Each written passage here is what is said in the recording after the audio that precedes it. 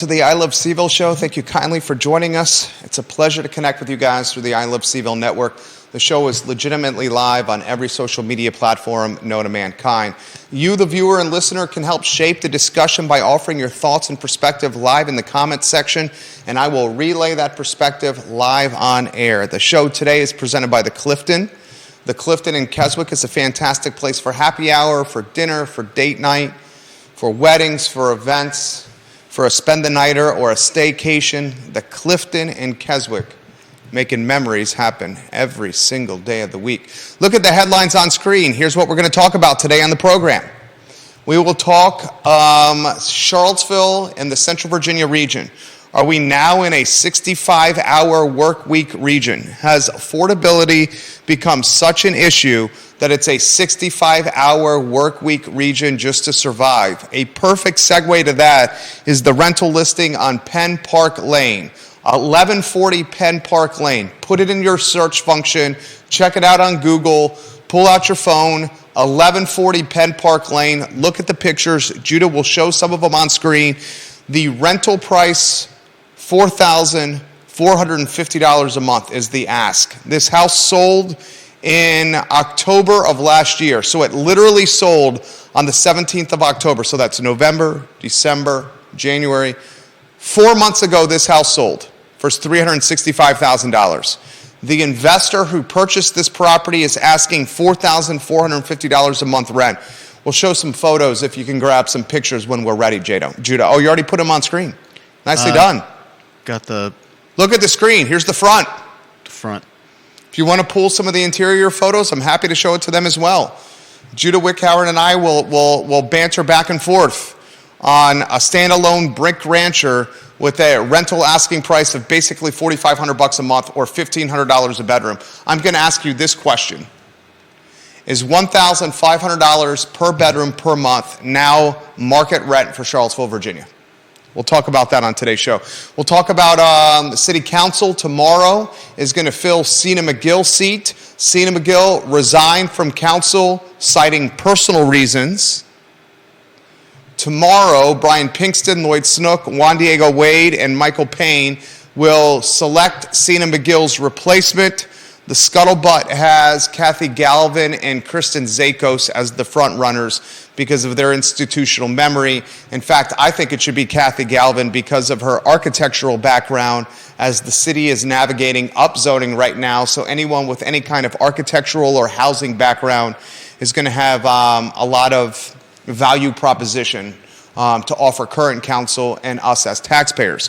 Also on today's show, we'll talk Ann Mallek running for re-election. This is her 5th term she's pursuing. The terms are 4-year terms. So if Ann Mallek gets elected to a 5th term, and right now she's running unopposed, so the odds are looking pretty good. If she gets elected to a 5th term, Ann Mallek will legitimately have held the Whitehall seat when the 5th term is over for 20 years, Judah Wickhauer.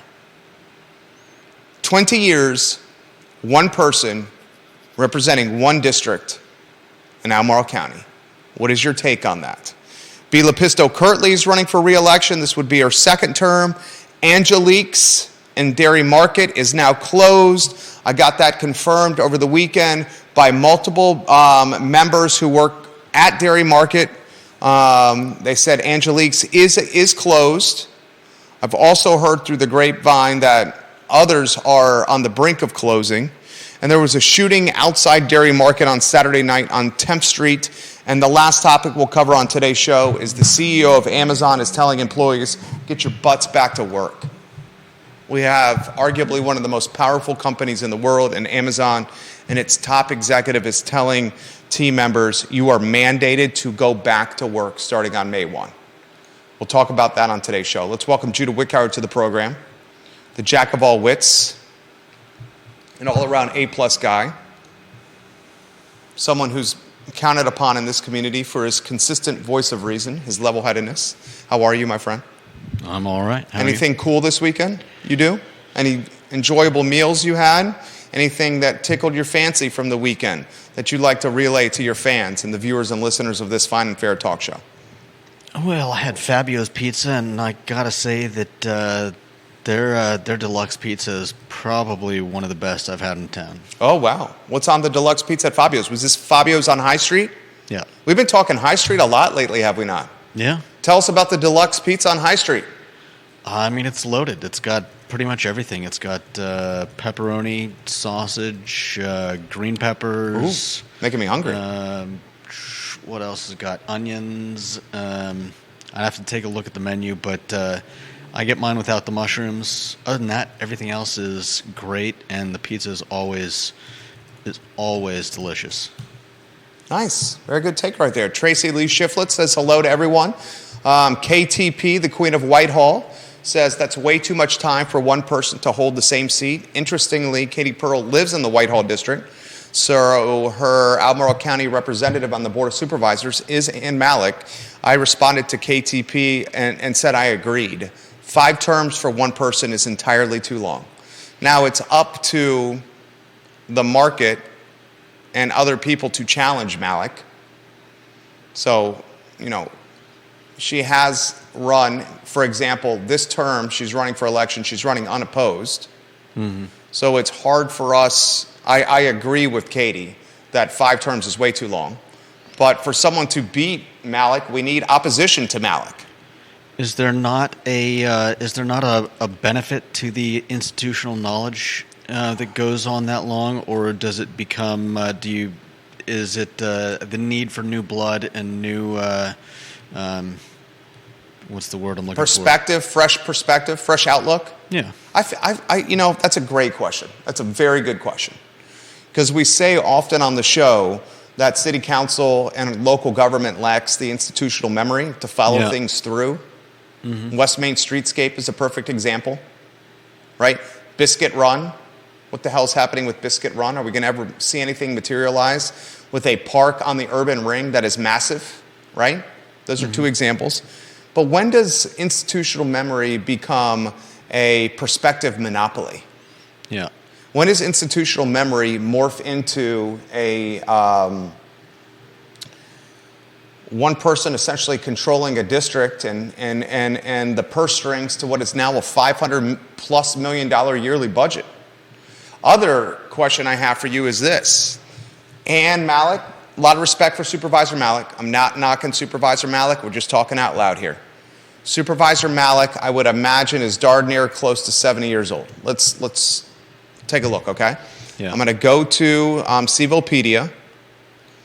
I'm on CVillepedia right now, and I'm trying to get a feel for her age. She turned 73 in April.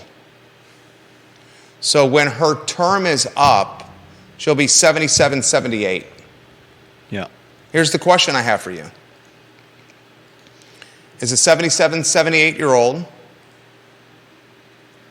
indicative of the voting population and the taxpayer base in Albemarle County? It's a good question. Probably the same question that we should be asking of all of our elected officials across the spectrum. I mean, if you take a look at our House and Senate, I think we run into the same thing we're seeing here. Warrior AG on Twitter said, term limits should be on every political level. It's the only way to keep fresh ideas and fresh voices for the masses. I'm responding to Warrior AG. I mention this live on air. And I tend to agree. I agree. Agreed. I agree. I mean, it's such a fine line, term limits. Where's that line drawn? Is it after the second term? Is it after the third term? I think second term is what most people point at as a good place to take a break. What do you think, viewers and listeners? Katie Pearl, Bill McChesney, what do you think? Tracy Lee Shiflett, what do you think? Johnny Ornalis, what do you think? Viewers and listeners of this fine and fair talk show, like Diego Anderson, what do you think? I see folks in Short Pump and Richmond and Crozet and downtown Charlottesville on our heat map. Comments coming in fast and furious on the chain, literally as we speak. Folks like our discussion from yesterday, or on Friday, the 65-hour work week. Scott Airworth in Virginia Beach says, good call on Fabio's. He likes that place, Judah. Yeah. Why don't we dot the I's and cross the T's or continue the conversation from Friday? And it's a perfect segue into the Penn Park listing. I mean, Penn Park listing is 3 bedrooms, 2 baths. It's under 1,800 square feet. You want to put some of the photos on screen? Yeah. And looking through the photos, I mean, this place looks good. I'm a little surprised considering what I saw of considering the picture of the outside that we've got. 1140 Penn Park, for rent right now after being purchased on the 17th of October. It was purchased on the 17th of October for $365,000. They're asking $4,450 per month in rent, essentially $1,500 a room. You can tell that the investor who purchased this property put some TLC into the property. No doubt. The flooring looks new. It clearly got a fresh coat of paint. The kitchen is beautiful. As Judah said, the outside of the home is not indicative of what the inside looks like. Yeah, not even... I mean, they're not even in the same neighborhood. Right. Props to the investor. Unintended. Props to the investor for doubt. rehabilitating the home. What do you make of a $1,500 per bedroom per month asking rent? Is that market right now, Judah? I mean, I really don't have a good... really have a good model to put it against for what this place is worth. I mean, it looks nice. If it comes with all the furniture, I mean, I'd say it might even be worth it. Wow. I mean, I wasn't expecting that take from you. Well, look at the couch. Look at the beds. I mean, if you had to, if they took everything out, I'd say, heck no. There's no way. But with all the stuff that I'm seeing in here, I mean, this place looks beautiful inside. I was having a Twitter exchange with Planning Commissioner Rory Stolzenberg on this topic, and I highlighted 600 West Main Street, which is one of the new apartment buildings on West Main. It's the one that is right over where Blue Moon Diner is. And 600 West Main Street, where the new building right over Blue Moon Diner, you know exactly what I'm talking about, right? Yeah. That has a monthly ask for studio, 1-bedroom, 2-bedroom, and 3-bedroom apartments of over $1,500 a month. On Twitter, a gentleman by the name of Keith Williams said, deluxe downtown condos with pools, gyms, and parking do not set the market rate for rent in and around Charlottesville. What do you make on that topic? Say it again. They don't set the rate? I mean, I basically said what you did. This Penn Park listing, 1140 Penn Park, the investor is asking $4,450 per month rent. Yeah. That's $1,500 a bedroom. And I said on Twitter that $1,500 a bedroom for a lot of property in Charlottesville is the going rate. And then I highlighted the rental ask for the building that's above and around Blue Moon Diner. And I said they're asking more than $1,500 per month per bedroom. Here's an example of this being the rate. And I got a couple of folks on Twitter that said downtown new apartments are not what sets rental rates in and around Charlottesville. I disagreed with them. I utilized Penn Park and the apartments on West Main as my justifiers for monthly rent.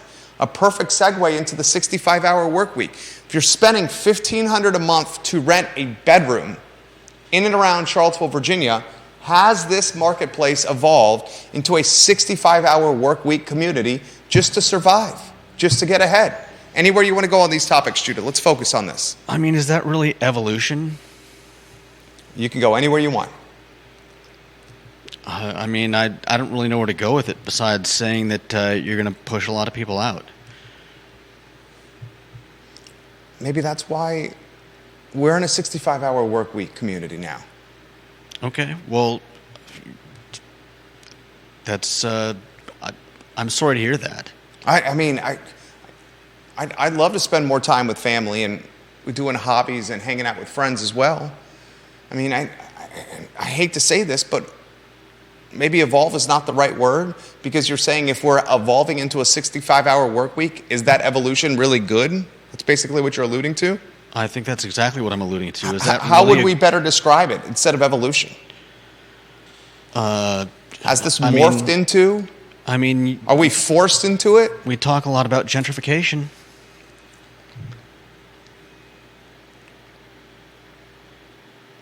I mean, once and you also talked about whether or not these rental prices are pricing the market. So when if the market inevitably follows these prices, and that causes home valuations to go up, and that causes assessments to go up, and I mean, there's going to be a lot of people that can't afford to live here. That's what I'm saying. Even if it's just based on the assessments, and then you're talking about people like like this investor who picked up this house. Kudos, made it look beautiful inside, but one person leaves, an investor buys their house and fixes it up and ups the price. And I'm scared to see where it goes and where it eventually ends. I mean, I think undoubtedly we're in a market where 65 is becoming the norm. We asked on our morning show, Real Talk with Keith Smith, how many hours you work a week. Keith said 80 hours a week. Yeah, but realtors aren't normal people. Maggie and Joseph said they work every day, literally. Maggie was talking about negotiating deals while delivering a baby in the hospital. Literally, she said that. I'm not a realtor, and I work those kind of hours. You're a business owner. I mean,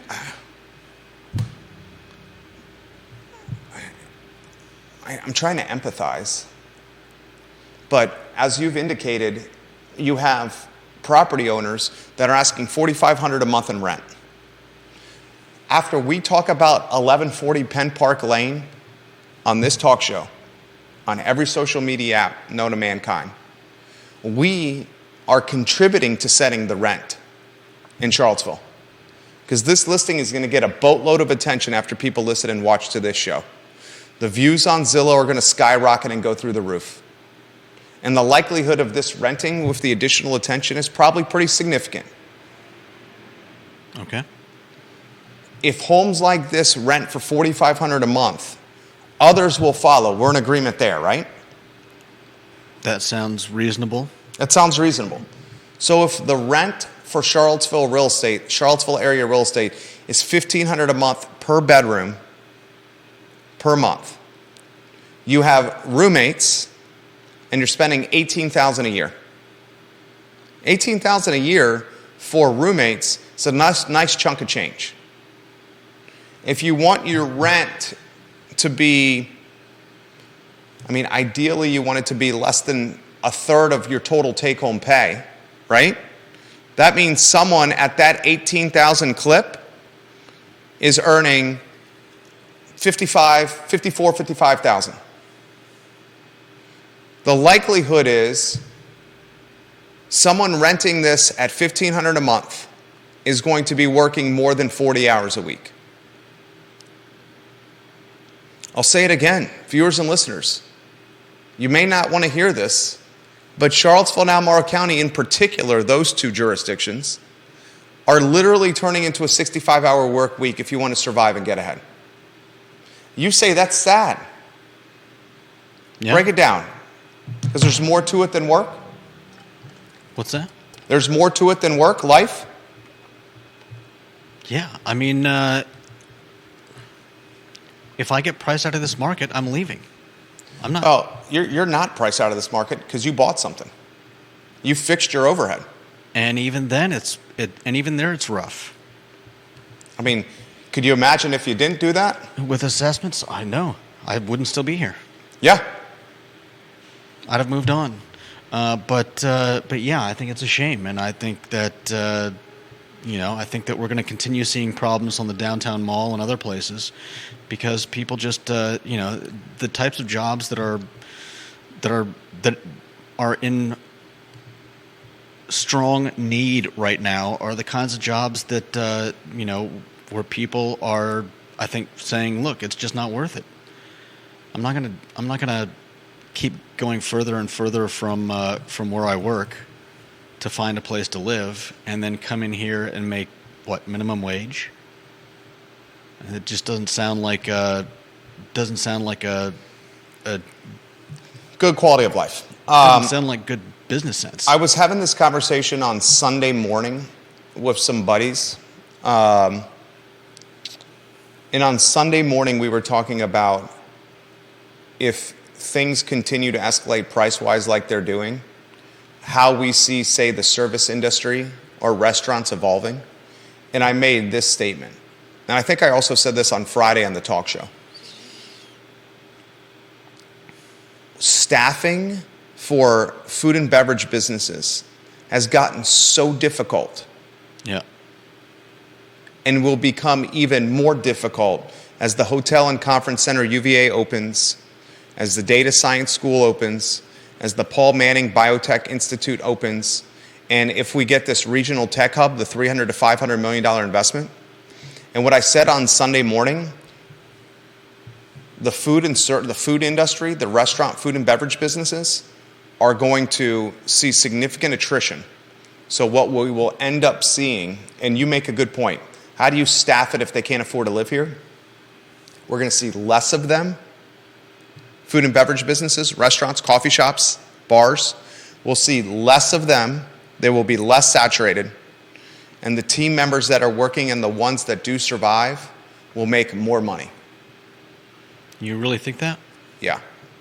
I think, unfortunately, one of the best draws of this community that we all love is the depth in restaurants and bars and coffee shops. We all love the locally owned restaurants.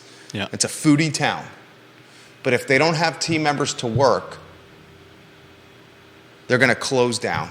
Yeah. And the ones that survive are going to be able to aggregate all the A players, the top talent, front of the house and back of the house talent, and they're going to be able to pay them more money because there'll be less competition and the service will be better.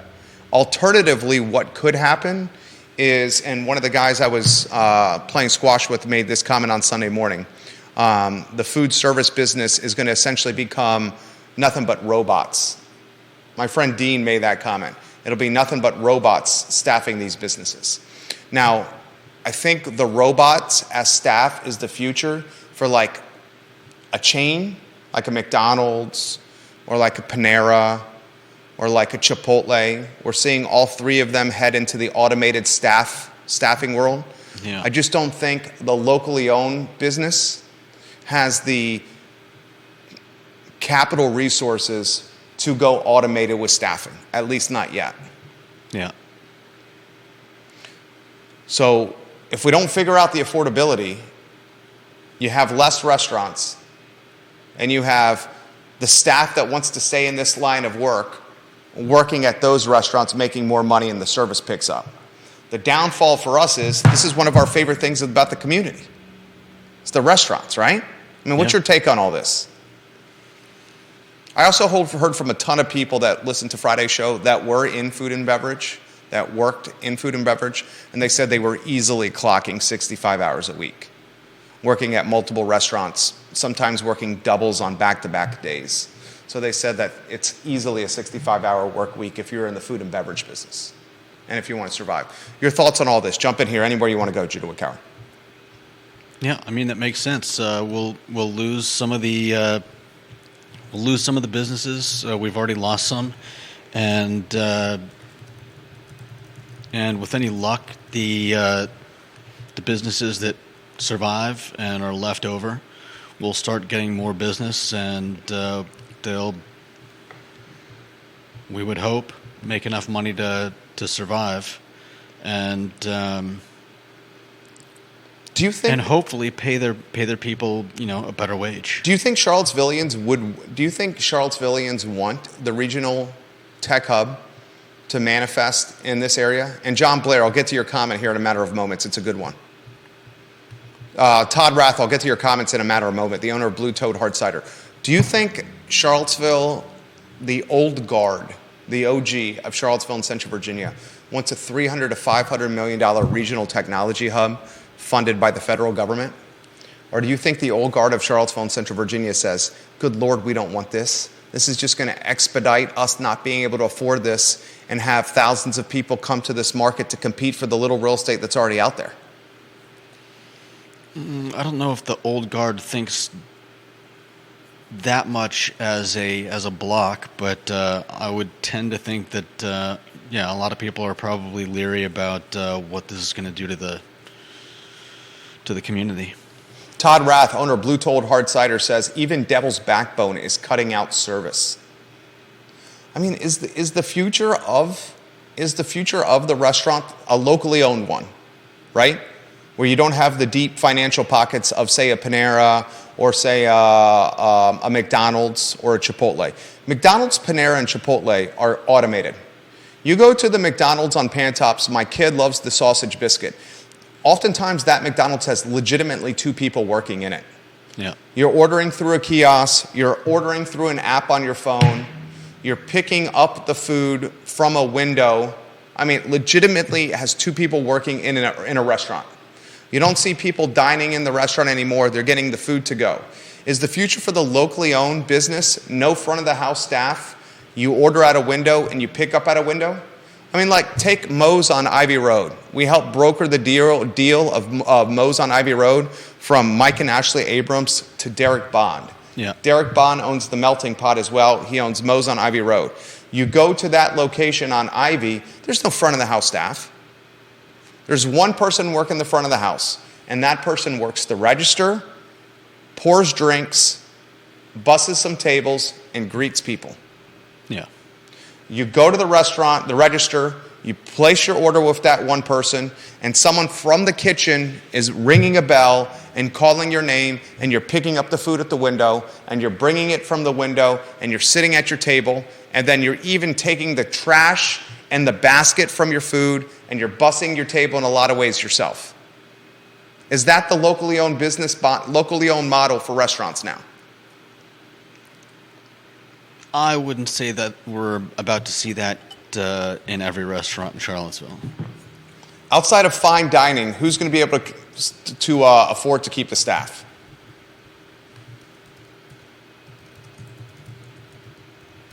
I mean, we may see something similar, but... Look at Bodo's model.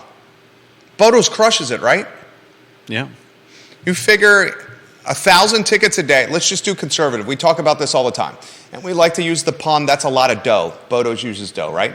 They make a lot of money, a lot of dough. There's 3 locations. Let's say each location does 1,000 tickets a day. That's $3,000.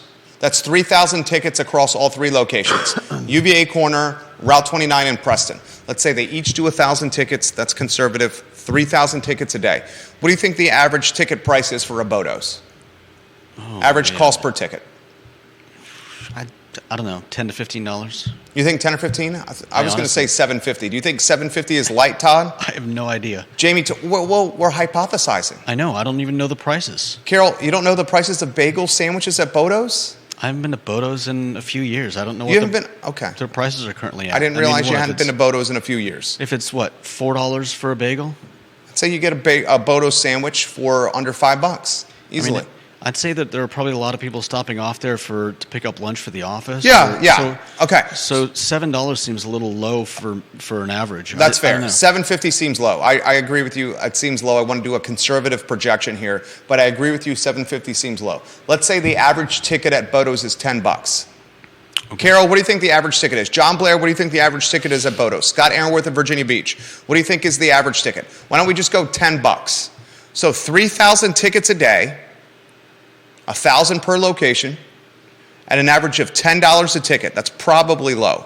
That's $30,000 in gross revenues per day for Bodo's. I'd say Bodo's is open how many days a year? 360? Let's say Bodo's closes for the 4th of July, Thanksgiving, Christmas, Easter. That's 4 days closed. What other holidays am I missing that they would close? Easter, 4th of July, Christmas, and Thanksgiving. I don't even know if they'd be closed Easter, but I could see it. Let's just say, for the sake of a conservative business model projection, that they close a total of 7 days a year. Yeah, I mean, just call it 360. You want to say 5 days a year?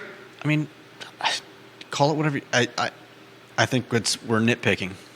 I mean, that's how you build a business model. This is what business owners do and figure out revenue projections. So 30,000, we'll call it 360 based on what Judah's saying. 30,000 times 360. They're doing $10,800,000 in gross revenues a year. And I think that's a light projection. 3,000 tickets a day, 1,000 per location, times $10 a ticket, that's light. I bet you they do more than 1,000 tickets a day. Times 360 days a year, $10,800,000. With no front of the house staff, really. They got no one taking your order at your table. All their staff is behind the line.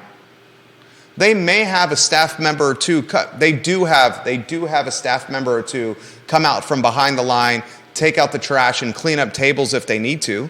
But for the most part, if you look at Bodo's patrons are very thoughtful and are literally wiping the tables as they're leaving.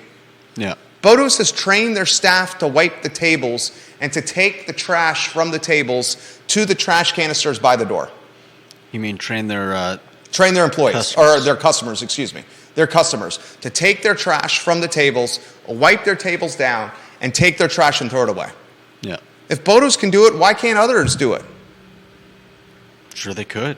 $10,800,000, a light conservative projection for Bodo's across 3 locations. That's a lot of dough. Yeah. And I would bet you that number's 2 or 3 million higher. Because I think we're light on the number of tickets they do per day. I think we're light on the average ticket per day, average total amount spent per ticket. And I think they only close, as Judah said, a couple of days. We said 360. They probably have an extra work day in there that we're not thinking of. That's a lot of dough. Carol said $10 a ticket, she would guess. Scott says Bodo's is overrated. Those are fighting words around Charlottesville, Scott. Judah's inclined to agree with you, evidently. I'm disappointed that they don't toast. Scott Aaronworth is also disappointed they don't toast their bagels. Yeah. It slows the process down. Why would they toast? It slows the process down. You can get in and out of Bodo's with the line wrapped outside the door on Preston, and you can get in and out there in less than 15 minutes when the line is wrapped outside. Jamie Turner says, the most we will get from the restaurants of the future will be how they operate Jack Shop. How do they operate Jack Shop? Jamie Turner, I would love to learn. I've never been. In fact, I'm going to respond to your comment. How do they operate Jack Shop? Put it in the feed. I'll relay it live on air. Jamie Turner, the mayor of Culpeper. Kevin Yancey saying the furniture is not going to convey in that Penn Park listing, Judah. Did you read that the furniture conveys? No, I didn't. I haven't read the listing. I just grabbed the pictures. Okay. He's saying the furniture is not conveyed. It's just staged. Well, that's a shame. I mean, that changes things quite a bit. I would imagine the furniture does not convey either. That it's just staged as well. Oftentimes, you're not going to have furniture conveying in deals like this. Well, in that case, I think it's overpriced. You think it's overpriced? Seriously. Vanessa Parkhill loves Bodo's. Customer service is why they should toast, Scott says. They don't have to toast. No, they don't have to. I think it's a shame that they don't. The line is out the door every day.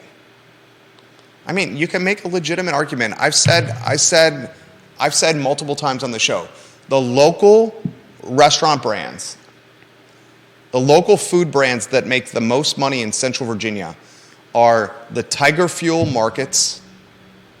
That's number 1. And Bodo's is number 2. Yes, Chick-fil-A beats Tiger Fuel. Yes, Chick-fil-A beats Bodo's. Starbucks certainly beats Tiger Fuel, and Starbucks is certainly beating Bodo's. I would imagine the McDonald's, because of their prolific nature, the fact that there are multiple units in Charlottesville and Central Virginia, whoever owns the territory for McDonald's is grossing more revenue than Bodo's and the markets at Tiger Fuel. But if you wanted a local brand, top grossing local brand in the area, it's Tiger Fuel 1, Bodo's 2. John Blair, we're going to get to your comments here in a matter of moments. In fact, why don't we go to John Blair? I love when John Blair leaves comments. He says, Jerry, you are also light on semi-catering as well. While I don't think they cater, they clearly have 10 to 15 orders per morning in which they are providing dozens of bagels with their fixings for large groups of people. What's that, $40 to $60 per large group? Yeah, he's exactly right. Why don't I do the model differently? Why don't I say this? There's 3 locations of Bodo's. Let's say they do 1,250 tickets a day, each location. 1,250 times 3 locations is 3,750 tickets per day at Bodo's. Let's take the average ticket price from $10 to $15. So 3,750 tickets per day times $15 per ticket. That's $56,250 in gross revenues per day. And let's continue with the 360 days a year. So 56,250 times 360 days. That's a gross of over $20 million. Mm-hmm. That's Bodo's $20,250,000 per year in gross revenues. That's a lot of dough. Bodo's is grossing over $20 million a year in that projection. And they don't toast their bagels. They don't really bust their tables. And all they're really doing from a front of the house staffing standpoint is taking out the trash. Think about that. I would hope this restaurant incubator that we talked about last week is encouraging the students within the incubator to model after Bodo's or Moe's. Because you can't get the staff to keep your restaurant alive in today's market. And we're already identifying, and you jump in here, I don't mean to cut you off. We're already identifying a phenomenon where the staff can't afford to live here. And that's going to worsen. I think you're looking at the incubator as far too much of, in terms of everybody going in there opening their own restaurant. I think that's a far cry from what's going to happen. I am looking at the incubator, and this was a topic from last week's show, strictly from the lens that it should not have been funded by meals tax revenue. Yeah. Revenue generated by restaurants should not fund an incubator that competes directly with them. I'm also looking at the incubator from the lens that it's going to further shorten or pinch the labor market tied to restaurants. The incubator, any way you slice it or dice it, is headwinds for local open restaurants right now. You got to give me that. Okay, I don't know what that has to do with what I said, but well, yeah, you said I was looking at the restaurant incubator too much like it birthed in too many restaurants.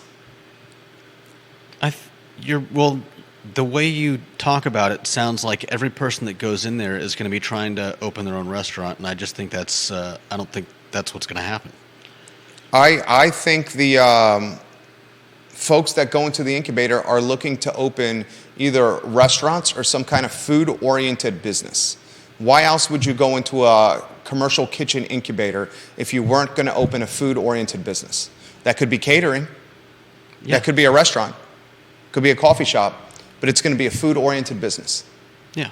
In any food-oriented business that's birthed from this incubator, that's funded by meals tax revenue, is going to cause headwinds for current and active restaurants and their proprietors and owners. Okay, so you've got a problem with people like the owner of A Squared? Of who? A Squared Pizza? I don't have a problem with A Squared Pizza. Why would I have a problem with him? Because that's the person that you're talking about. A Squared Pizza's operating out of his house. He's not going to do the incubator.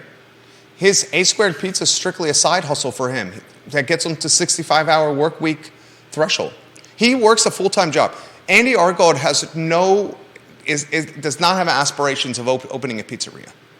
And not all the people that go to the incubator have aspirations to open a full restaurant. I agree. They could be opening a catering company.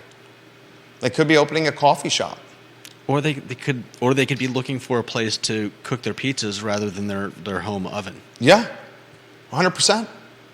And when those people do that, cook their pizzas to sell, those sales will be competition for Fabio's. Just as A Squared is now. Yeah. The businesses birthed from the incubator are going to be added competition for current restaurants. It's literally what I'm saying. I know, and I agree that it's problematic the way that it's funded. But other than that, I still think it's a net good thing. I mean, agree to disagree on this one. If I was in a point of consulting others, and you know we are, this is what we do. We have VMV Brands as an advertising agency. What do? We offer consultation to businesses, right? And we charge for our time. It's literally what we do. If I was in a role of consulting others, I would say, do not open a restaurant. Do not do this. I respect your hustle to be an entrepreneur. There are many examples of restaurants not working locally. We're about to talk about one. Angelic's and Dairy Market is closed.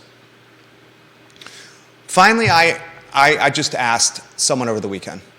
I've been at Dairy Market so many times, and TD watching this program, Trevor watching this program, put this on my radar first. He routinely listens to the show on podcast form. He said, every time I go into Dairy Market, Angelic's is closed. And then after he sends me this DM about this, I started going in there. I'm like, what the heck is going on? The stall is always closed. And then I finally asked somebody who works for Dairy Market. They have a handful of people who are cleaning Dairy Market and serving as a liaison for patrons at Dairy Market. And multiple of the team members said, yep, Angelic's is closed. It's too bad. It is too bad. You have someone in Angelic who is a businesswoman of talented proportions. She came from the hotel industry where she worked in customer service. After decades working for hotels, she decided to open Angelic's as a food truck, food trailer. Yep. That food trailer was often parked in the Cosner Brother parking lot across from Cosner Brothers Body Shop. Yeah. She had tremendous success with her soul food cuisine with her food trailer. Mm-hmm. So much so that success gave her the confidence to open a stall at Dairy Market. After, less than 2 years, the stall is closed? After years of experience in perfecting her craft with the trailer, the stall is closed. I mean, we can talk Chad Ragland Wild Wing Cafe. We can talk Lauren and Mitch at Prime 109. We can talk Downtown Grill.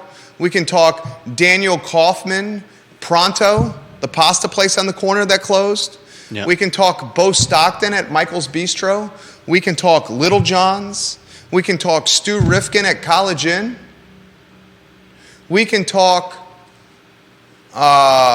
Junction, Melissa Close Heart, right? How many Hunter Smith's businesses have closed? I mean, I heard that he's still on the hook for Who's Brew, which is completely closed now, the coffee shop on High Street. I heard that he's still on the hook for $3,000 a month rent. Ouch. For a business that's not even operating. A personal guarantee on a lease, and he has 36 months left on it. $3,000 a month for a business that's not even operating. That's why he was trying to sell Who's Brew for $1, just to get off the $3,000 a month lease. Yeah. I just don't understand why someone, and I'm not trying to throw shade or dampen someone's entrepreneurial spirit. I mean, hell, you made the point last week, and I thought it was a good one. When you, Jerry, you said, try to launch a business 15 years ago, you walked into your condo, and what happened? Your parents were there, your girlfriend at the time, and a couple friends. And they said, don't do it. And I ignored them and did it anyway. And outside of marrying my wife, it proved to be the best decision I ever made. But they try to dampen my entrepreneurial spirit, right? So you're basically saying, how can you dampen someone's entrepreneurial spirit the same? That was the point you made. It was a fair one. And I'm not only saying that, but I'm saying that how can you tell these people that they're wrong when the people that came before them weren't. The guy that started a restaurant or started a food business 4 years ago, was he somehow better than the people that are going to be eventually starting their own food businesses in the next year, the next 5 years? And that's a very fair what about point. 10 years from now? That's a very fair point. Should they all give up because we have enough good restaurants here? That's a fair point. And I acknowledge the point you're making is applicable and fair. Thank you. My counter to that point that you're making is set yourself up for success when pursuing entrepreneurship. And it's already difficult enough. 80% of small businesses fail in their first 3 years. So one of the first steps to launching a business is choosing a space that's not saturated and crowded. Yeah, and that's fair too. I would like anyone who wants to get into business ownership to have success. When you're launching a business in the most crowded space of work, restaurants in Central Virginia, you are setting yourself up to have even longer odds of success. When I launched this business 15 years ago, it was as a digital advertising agency where there were not any digital advertising agencies on the market. Yeah. So I launched a company in a space of business that had zero competition. Mm-hmm. It was strategic. That's I guess one of the points I want to make here. Yeah. Olivia, the Queen of Keswick, Olivia Branch. I love Olivia Branch. She said it could be a kitchen supplies in the incubator. It could be a business that's birthed for kitchen supplies. She's pointing to the fact that it doesn't have to be restaurants that come out of this incubator like you have said. Yeah. It could be other types of businesses on the restaurant supply chain. Yeah, and there are people that do pies, and and people, businesses like A Squared Pizza, and other small. There's several small bakeries that I believe work out of their homes, and I completely understand what you're saying. I'm with you with the funding being a problem. That it's coming from meals tax revenue. Yeah, and I'm with you for the fact that that if all these people are going in there thinking they're going to open the next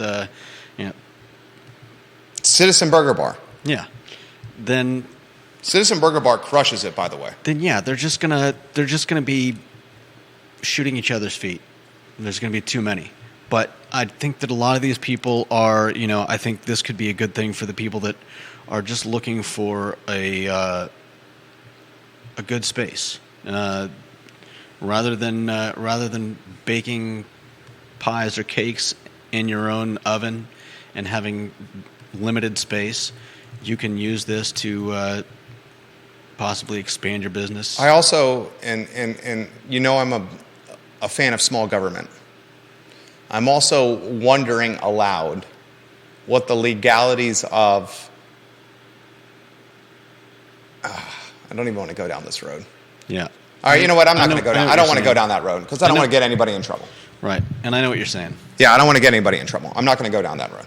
So let's not even go down that road because the guy's doing it to feed his family. No, I mean, I thought you were... He's making the pizzas to feed his family. Yeah. So I'm not going to go down the road about the legality. Right.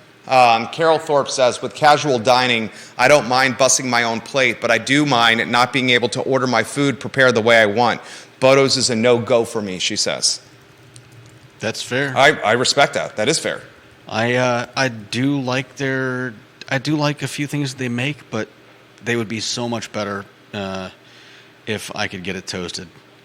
Kyle Miller says, the market decides what stays and what goes. There aren't that many people in Charlottesville.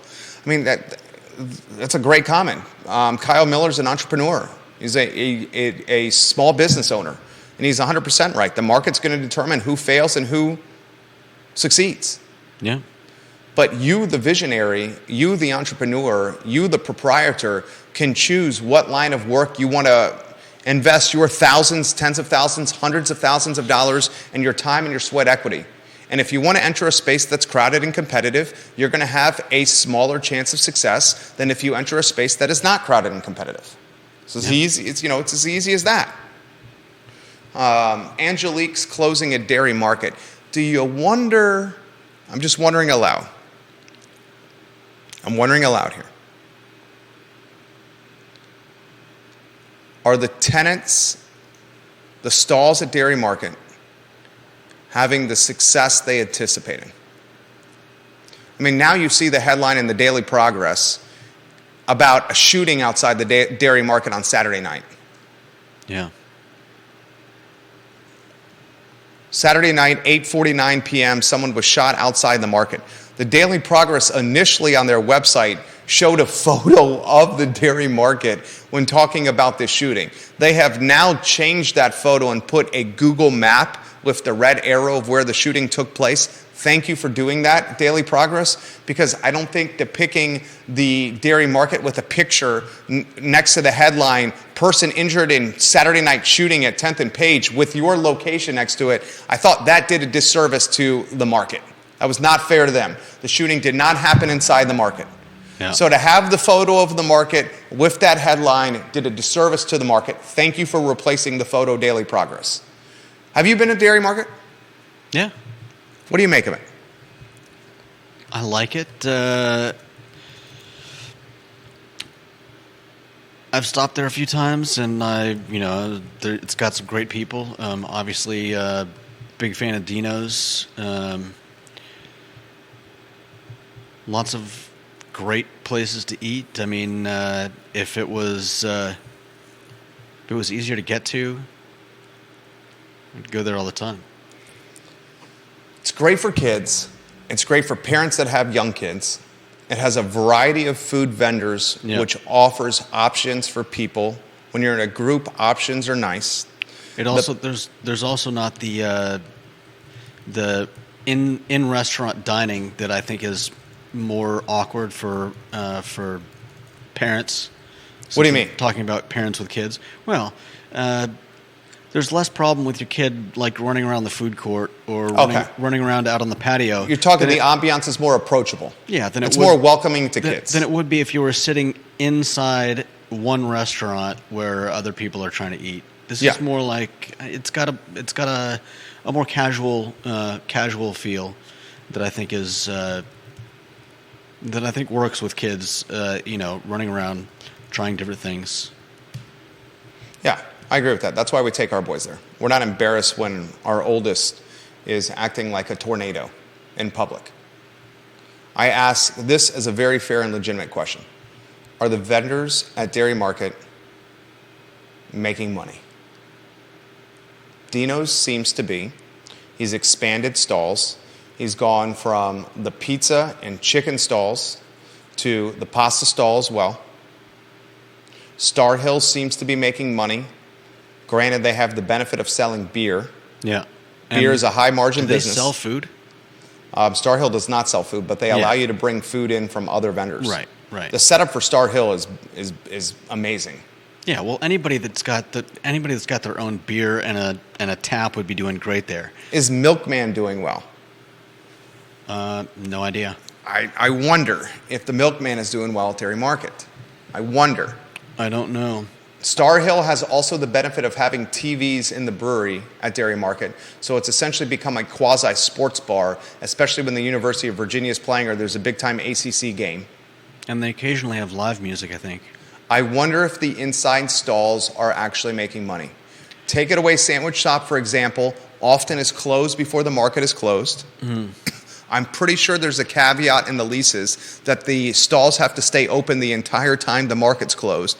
Because if you start going to Dairy Market and multiple vendors are closed, then it takes away some of the je ne sais quoi of the market. The whole concept is a food hall with multiple options. Yeah. That being said, I think less options is probably better in terms of the individual places in there. Not like there should be less options in Dairy Market, but I think one of the reasons why Dino does so well is that he limits each of his spots is limited in scope.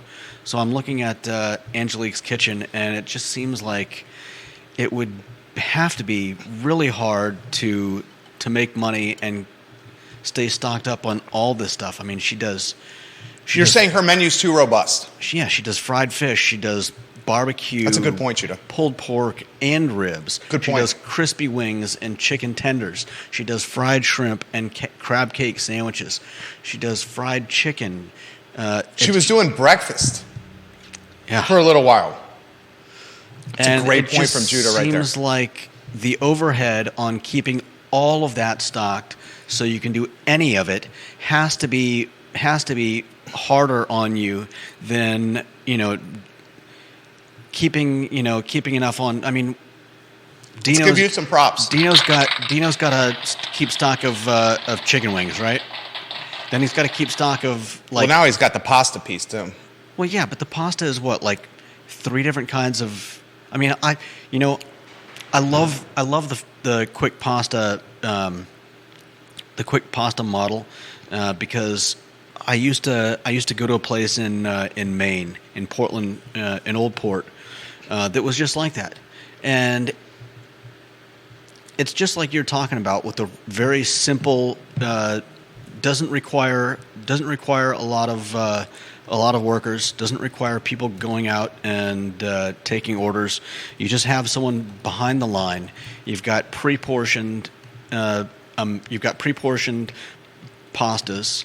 Whether it's you've probably got like 3 or 4 or 5 different types of pastas. So spaghetti, linguine. Some. It's an efficient model. The overhead is limited. Like you just dump a bag into a little basically like a sieve, drop it into the hot water. It's cooked in like 2 or 3 minutes, and then you just need like 2 or 3 sauces and 2 or 3 different kinds of like meats or vegetables to toss on top, and you can have somebody's order ready in probably 5 minutes. It's like the Bodo's model. You know who does this extremely? Exactly. You know who does this extremely well, guys? Is Jack Brown's. Curtis Shaver taught me this. Curtis, are you watching? My buddy Curtis Shaver, restaurant business. I love when he watches the show. He's a smart guy. I've learned a lot from Curtis. And Curtis Shaver, the extremely talented chef, taught me this. He goes, you look at Jack Brown's, and they got one person on the front of the house and one person on the back of the house. He says the plates the burgers are served on are paper plates, so they're thrown away. Yeah. The only real washing of dishes they're doing are the glasses for beer, draft pint glasses. Yeah. They have no lettuce and tomato on the burgers that can spoil or go to waste. Yeah. And they have a lot of specials, but they do them one day a week. And they have a very limited menu at Jack Brown's. It's only a few things done well. Yeah. It's a few things done well that can be turned quickly with not a lot of waste or spoilage. Yeah. Or shrinkage. Paper plates thrown away, no pressure to wash dishes, no lettuce, tomato that can spoil or go bad. The menu is extremely limited, and they can be turned around very quickly. Yeah. I mean, is that the future? Yeah. I hope that's taught in the restaurant incubator. Strip your menu down to a handful of things that you do really well and consider a pickup window and encourage your customers to bus. If I was running the incubator, I would use Jack Brown's, Bodo's, and Moe's. Heck, Moe's could be Ivy Provisions too. Ivy Provisions has got the pickup window. That's the model that I would utilize. Yeah. That's the model. And I want the other ones that are staff heavy to survive. Like Scott Airworth is talking about Daniel Kaufman just opening Black Cow Chop House. That's now open. The reviews have been amazing. People are singing the praises of Black Cow Chop House on West Main Street. Daniel Kaufman said, we will be the last restaurant left standing in this location. Because there's been a lot of turnover at that location. Little Star, Zinc, The Station, 3 Penny Cafe, all before Black Cow Chop House.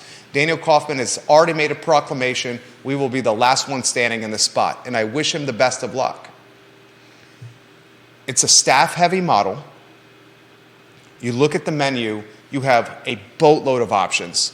Chops, pork chops, steak, various cuts of meat, seafood, a boatload of wine, a boatload of cocktails, staff-heavy model. You're going to drop $100 to $125 a head probably if you go there. If you get an entree, 2 drinks, and either an appetizer or dessert. Mm-hmm. And it's got some a la carte tendencies like we saw from Downtown Grill or like we see from a lot of steakhouses where you get the cut of meat, and if you want some additional sides, you're paying for them. It's a staff-heavy model. I wish him the best of luck. He knows I love him. Daniel Kaufman knows I love him. I give him a lot of pro bono love because what he does is good. But it's a staff-heavy model. I mean, you're never going to have a steakhouse run like a Bodo's. Of course not. And that's the counter right there. If you want the fine dining steakhouse, this is what you need. Yeah. And people are just going to have to understand they're going to have to pay for it. Yeah. And it's going to be $100, $125 a head. Hey, Curtis is watching. What's up, Sea Shaver? Juan Sarmiento says South and Central is doing well. Is South and Central doing well? Do we know for a fact South and Central is doing well? South and Central at night has turned into a nightclub where they have DJs and live music. Sunday mornings for brunch, they're doing drag brunch at South and Central. So they're trying a lot of creative and new ideas to get people staying sticky at the location. Can it just survive as a steakhouse, South and Central? Or is it having to get innovative and creative with the drag brunch and turning into a nightclub on Friday and Saturday nights? Fair question, right? Yeah.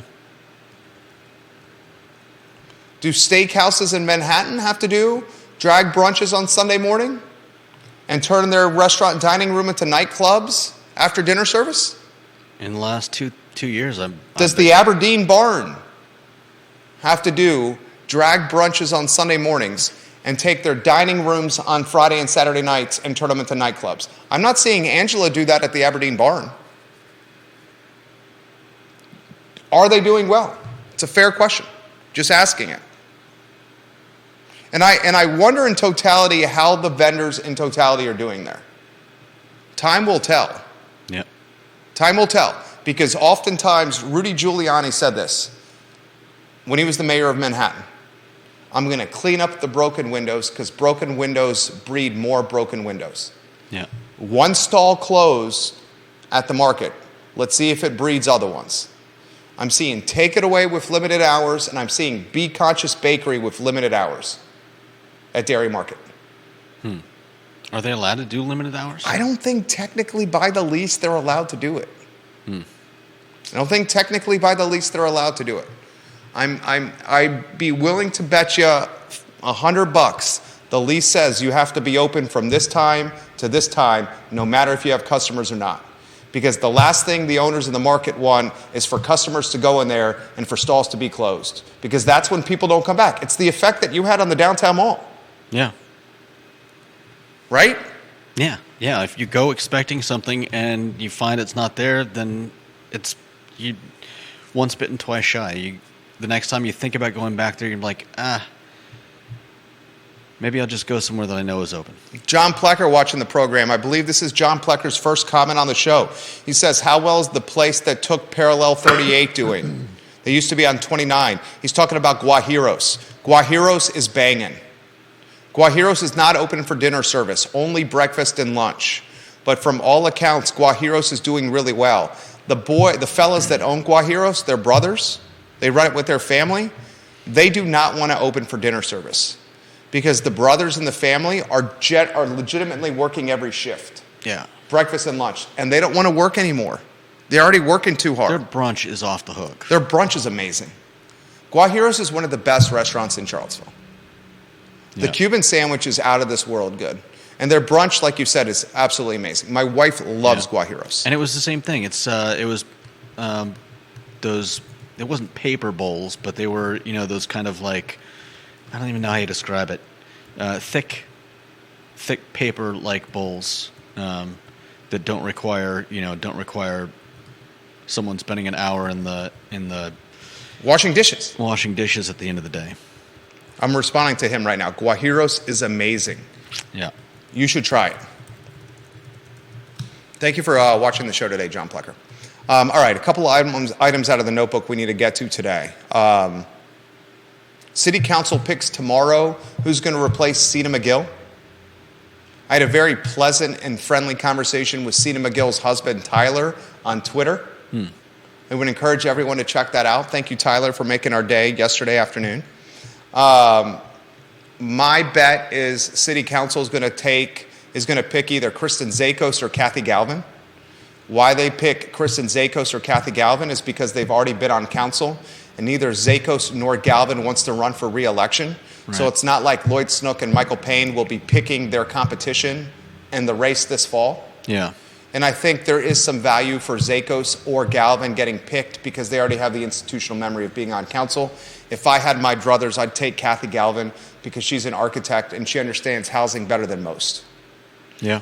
Ann Mallek is running for a 5th term.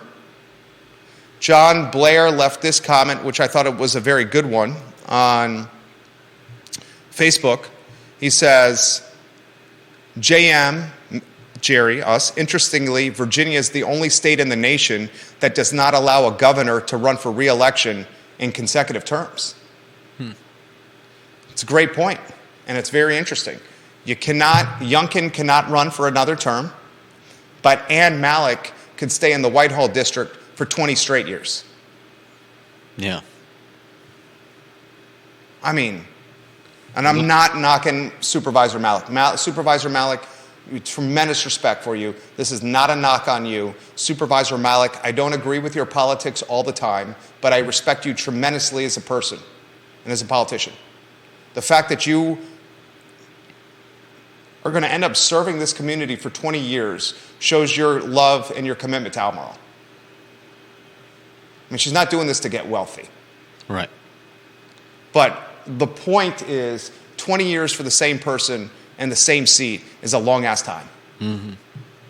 It's a long time. LaPisto-Kirtly is running for re-election in the Ravenna district. And what do you make of this shooting on 10th Street? The shootings are happening at such a prolific clip that I think we may have gun violence fatigue. And that's so sad. Apathy has set in with gun violence in this community because it's so prolific. I heard through the grapevine from multiple people that the police chief, the new chief, Michael Kachis, lives in the 10th and Page neighborhood. So I love that the police chief is living in the city. Yeah. Chief Brackney lived in Albemarle County. She did not live in the city. I thought that was a travesty, that you're the police chief of a city and you live in the neighboring county for quality of life. I think travesty is a little bit strong. All right, how about A shame? a shame? How about hypocrisy? How about disappointing? I'd have to know more about the situation to, Odd, curious? You give me odd or curious? Sure. That Brackney lived in Albemarle County? Yeah. Give me that. Yeah. Kachis lives in 10th and Page, putting his money where his mouth is. I mean, 10th and Page, very much a gentrifying community. Yeah. I think we're at apathy when it comes to shooting and gun violence around here. Or now we're chalking it up, just another shooting. I don't know about that. You don't think so? I don't think people are. I think a lot of people are still, are still worried and are still taking every announcement of a new case of gun violence or hearing guns go off in their neighborhoods as troubling developments. Okay, how about this question? What's more troubling to you here with this 10th and Page shooting? Is it more troubling to you that the shooting happened or that the shooting happened right outside Dairy Market? You got a boatload of families at Dairy Market. And this happened at 8:49 p.m. on Saturday night. Yeah. I can assure you that there were, I was about to use a profanity, that there's a boatload of children in Dairy Market at 8:49 at Saturday night. Is it more concerning that the shooting happened or the location it happened? Not to marginalize a shooting by any means. No, not to marginalize it, but I would agree that it's more troubling that it happened outside of Dairy Market. An epicenter of family. Yeah. I mean, an epicenter of family here. I mean, it would be just as troubling if it had taken place in, say, Stonefield. Does Dairy Market jump on this from a PR standpoint and employ, at a cost out of their own pocket, security seen around the market to create a sense of safety or the perception of safety? Yeah, I would consider it if I was in charge. I'd consider it for Short period of time. a couple days a week, maybe the weekends, 2 or 3 hours. During the most high traffic times. Yeah, just to give people a sense of security. Yeah, perception. I'd like to see that from Dairy Market. Short period of time, get some security, some boots on the street, hired security. But we've also talked about this in regards to Belmont, and we haven't seen a repeat of what happened there. Sadly, what is it? Fifeville has seen a little more action than some of the other areas. Oftentimes where the gun violence is. But generally not in downtown Belmont. Right. And so I think it may be a little too soon to say, well, so and so should be hiring security guards even for, just like 3 hours a day, 3 days a week, because it does seem more random. And I don't know. I'm sure that Carol said it best. We've gone from outrage with the shooting, outrage, to troubling. She then says, soon it's going to be commonplace. That's the apathy. Is apathy setting in with gun violence in this community? And how sad is that statement right there? That statement is so sad to say out loud. I find it hard to believe that we're ever going to be apathetic about gun violence. We hope to God. In Charlottesville. I think just because we don't show outrage every time we hear of a shooting or gunshots going off doesn't mean that we're not taking them seriously. And I know that our police force and Police Chief Kochis feel the same way. I don't think they're sitting on their laurels because these things are getting more commonplace. And hopefully with the passage of a few months, we'll see a lot more crackdowns, a lot more work being done, and I'm confident that we'll hear the number of shootings and guns going off diminishing. Perfect way to close the show. Well done by Judah Wickhauer. My hope is the same. I hope it turns out that way, my friend. Well said. Very succinct and to the point. Perfect way to close. Judah Wickhauer, not only the director, but a key and critical part of the show. Job well done. The Monday edition of the program, we entertain, we enlighten, and we educated. That's what we try to do every time we do the program, right? Entertain, enlighten, and educate. Yeah. Judah Wickhauer, Jerry Miller, the I Love CVille Show, presented by the Clifton. See you tomorrow for another edition of the program. Take care, everybody. Good job, Judah. Thank you.